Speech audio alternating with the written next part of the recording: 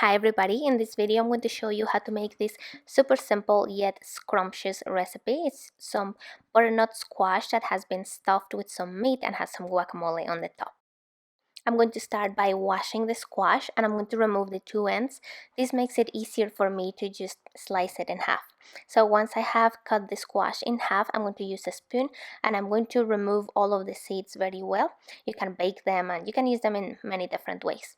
And now I'm going to bring some melted butter and I'm going to cover all of the surface of the squash. I'm going to place it in a baking dish and I'm going to bake it for an hour at 400 degrees Fahrenheit. While the squash is baking, I'm going to get the vegetables ready and the meat. So I'm going to start by chopping a couple of leeks. You can also use onions if you prefer. And here I'm also chopping very small, about 5 or 6 small celery stalks. Definitely there's no need to be precise with this, just use as many vegetables as you want. And here I have about 5 or 6 cloves of garlic. I love using a lot of garlic in recipes, and I'm chopping it very small. And I'm also using 3 large ripe tomatoes and I'm also chopping them very small. Now on medium heat I melted some tallow and I added the garlic, the onion and the celery, and I'm going to cook them here for about 4 minutes only until they start to become soft. And then I'm going to remove them and put them on a plate aside when they look like they do now. And now in the same pan I'm going to melt some more tallow and I'm going to add, this is about a pound of minced meat. I'm going to break it apart very well and then I'm going to cook it here for only for about 5 minutes. At this point you can see that it's not completely cooked, but this is what I want because I don't want to overcook the meat. I'm adding about a tablespoon of freshly chopped rosemary, the vegetables that I just cooked a moment ago, and the tomatoes.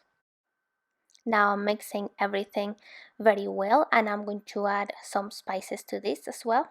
I'm adding some freshly ground pink salt. I'm also adding some black pepper, some cumin. Like I'm saying, not being precise at all, just the amount you want. And I'm using half a little teaspoon of cayenne pepper just for a little bit of spice in there. Again, I'm mixing everything. You can cover it if you want or just leave it open like this and covered. And I'm going to cook this for about 10 to 15 minutes until it's cooked but not completely like very cooked, because it's going to go in the oven for 15 more minutes. Now that the squash is ready, what I'm going to do is use a spoon and I'm going to remove parts of the inside so that I have space to add the meat. I like to add a lot of meat in there so it's like overflowing, and then you can use the pumpkin that we just removed for other recipes. I will link a couple of recipes that you can make with them.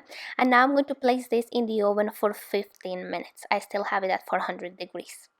And in the meantime, I'm going to make the guacamole. I have this really huge, beautiful avocado, and it's actually really big. So I'm going to use only half of it, and I'm going to just place it in a bowl. I remove the skin just like that with my hand, and then I place it in a bowl and I mash it with a fork. I don't like it super smooth like a homogenized guacamole. I like it rather chunky. And to this I'm going to add about a tablespoon of very finely chopped onion, and I'm also adding about half a big tomato finely chopped as well, and a lot of cilantro. I just love a lot of cilantro in this. And then I season it with some pink salt, some black pepper, and then I like to add a lot of fresh lime juice as well. And then I just mix it very well and that's it. Well, now that the squash is ready with the meat, I took it out of the oven. This is how it looks. I love the colors of it. And now I'm placing some of the guacamole on the top. And I just love this combination of colors and this combination of flavors as well. This is absolutely delicious and it's so filling. We ate them right after I shot the video and it was just a really big meal. So this is how you make it. As you can see, it's a very simple recipe. It's very complete and very balanced, and it's just so yummy. So I hope you enjoyed this video and thanks for watching. Bye.